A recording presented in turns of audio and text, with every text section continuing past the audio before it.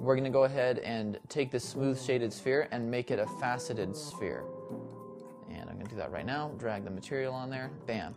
So now what we have is the sphere, and it's got all these facets on it. And what's nice about this is pretty much telling you that at this specific angle on this sphere, and with this specific angle of light in correspondence with this specific point on the sphere, this value is only going to be right here. Like, for example, like this value isn't going to belong in this area of the sphere ever, and it will never be in this sphere ever, this part of the sphere ever. Like, it's always just going to be in that point, no matter how many times like we rotate the sphere or do all that stuff. The only time it'll change is if the light actually changes. I think it's pretty important to practice drawing shapes, or little exercises like this, just because it helps to wrap your mind around form in a way that isn't just direct observation. You obviously apply what you've learned from direct observation, but you do it in a more intuitive way than just directly looking at something and just like copying it over.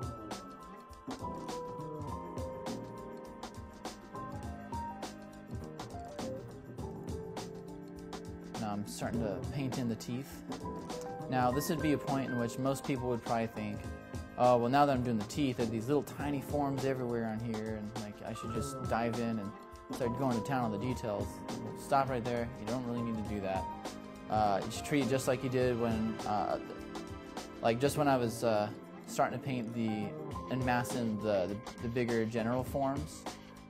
You should do the same thing with the teeth. Like, you can, at this zoom range, you could like take a fairly large, like considerably large brush, or relatively large brush compared to the size of the tooth, paint it in with like a couple small strokes, and then just take a smaller brush and just paint in some of the larger forms that are on the teeth. You don't need to get too concerned with the exact shape and edge of that little part on the tooth, because I mean, it just doesn't matter right now. What matters is that the tooth has a feeling of roundness to it and actually feels kind of like, a tooth. And there it is. It's pretty much what I came down to in the end. I felt satisfied with it. I felt like I learned some interesting things from this picture. Hopefully, in viewing this demonstration, you learned something new. Hopefully, even if the information that you've heard here, you might have already known before, maybe it helps make you think about it in a different way or something.